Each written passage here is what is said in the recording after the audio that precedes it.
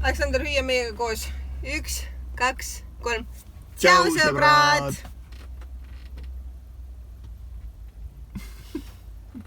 Meil on viimased umbes nädal aega. Millal su vanemad ära läksid? Teispäeval. Täna mis päev? Kolmapäev. Meil on rohkem kui nädal aega olnud väga-väga halba ilma, sadanud vihma, olnud tormi ja nii edasi. Äikest, väga-väga palju äikest, väga palju jõhkralt palju tuult.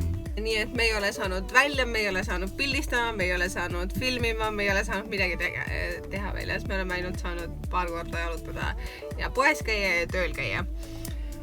Aga me tahame teha veel ühe siis sellise video, maksumuse video, et rääkida palju maksab 1 kuu bussis elades, kui me elasime oma esimene kuu koha peal. Ja kes ei ole veel näinud meie eelmist videot, siis kui palju maksis meie reis siia, siis seda saate ka järele vaadata seal nurgas või descriptionis või seal nurgas. Nii siin või siin ja descriptionis. Ei ole... Aga ja siin on ka see, et kui sa käid poodides, siis sa ei osta kogu aeg riideid juurde, mis Eestis sa tegid põhimõtteliselt iga kord või vähemalt meie tegime iga kord. Mina ja Aleksander. Liigitus on siis sama, mida me oleme alati kasutanud, et me jätkame seda ühte Exceli tabelit, kuhu me lööme kõik oma kulutused alati sisse. Tõsi ja meie vahele. Nii. Kamar mõistab kõige rohkem teid. Tšau, sõbrad! Et esimene kulutus on kütus. Kuigi me nii palju enam sõida, kui me teel olime, siis selge poolest tuleb ette teinekord väikseid otsi kuskile poodi, IGS-e, suuremasse toidupoodi, Decathloni gaasi ostma.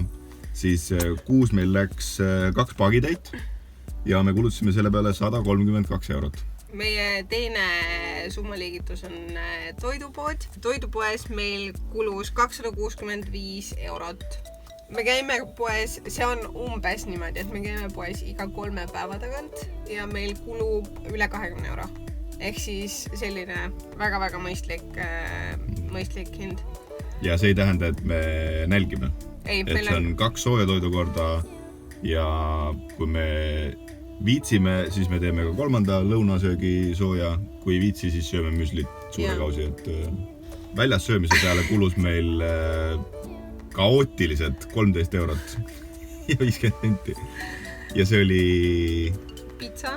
See oli 2 pizzat, kui me tähistasime oma seda aastapäeva, bussis elamise aastapäeva. Kuupäeva. Jah. Aeg-ajalt tuleb neid ette, aga jah, üldjuhul meie väljas söömine on võrdlemisi tagasihoidlik. Jaa. Meil on sellises nagu teemaks, parkimine, jalgemaks. Seda pole. Airbnb ja karavani parklad meil ei ole. Ei olnud siis, see oli meie esimene kuu. Vesi ja gaas. See on, seal sees ei ole siis joogivesi on poearvete juures ja maksime gaasi eest 17,90 €. Activity on samuti nullis. Aga kõik kirjutavad meile kogu aeg, et nii äge, et me teeme erinevaid asju ja värki. Ehk siis meil ka Activity nullis, me lihtsalt oleme suutnud teha ägeda asju. Me selles suhtes, see on, ma ei tea, kas me ütlesime seda, aga see on meie esimene kuu siia jõudmise hetkest. Et kui me 17. novembri siia jõudsime, siis kuni 17. detsember on need kulutused, mis meil praegu on. Me peame seda tabelit edasi, me kindlasti teeme, aga meil on nüüd 3 kuud ka täis ju. Nüüd me saame varsti 3 kuud kokkuvõtte teha. Mainin ära siin ka, kuna Aleksander köhis, siis mitte ainult ei ole sadanud vihma, olnud torm ja kõike muud seda asja, siis Aleksandril oli väga kõrge palavik, nohu, köha ja siis, kui ta oli olnud 2 päeva umbes ilma palavikuta, siis me läksime õue, ta käis jalgpallitrennis ja siis tal oli kõrvapõletik. Ehk siis, ja, meil on selline suhteliselt unfortunate nädal olnud. Ja siis meil on selline muu kategooria, kus meil on näiteks pesu pesemine, matkatoolid ehk siis nii-öelda väheke sisustust juurde nii-öelda. Mõned siis teesärgid, mis olid minu töö jaoks ostetud särgid. Aga selle peale läks esimesel kuul kokku 143 € ja ütleme nii, et esimene kuu oli selline kuu, kus meil läkski pesupesemise peale kõige rohkem raha. 10 eurot ja 50 senti nädalas on siis väikepesu ja kuivatus ja seda me teeme 4 korda. Maksimum 40 Maksimum eurot kuus 40 eurot. läheb pesu peale. Ja mis see kokku teeb? See teeb meil kokku... Aleksander, ütle.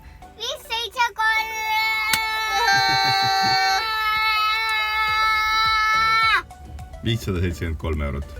Ühesõnaga, mitte keegi ei saa siin riigis 500 eurot palka. Palk on kõvasti suurem. Me oleme aru saanud, et tunnipalk miinimum on 5-6 eurot, ehk siis suhteliselt kerge on endale selline raha teenida. Ja nagu ma ütlesin, väga kerge on panna raha kõrvale ja elada suhteliselt head elu. Suhteliselt vähese eest. Kõik muud kuud on veidike raske arutada, sest meil on mingi vanemad, kes teevad niimoodi ja siis meil kulub veits vähem. Loodame järgmises videos juba näha midagi õues, lindusid siristamas, päike eest ja nii edasi. On ju? Kas sa tahaksid juba päikese kätte? Randa tahaksid või? Randa oleks küll, jah. Randa pole ammu saanud. Siis me peame päikese keeme panema. Kas sa annab mulle ka proovida kommi? Põlvili? See on lutsu. Come on boy, vajuta subscribe.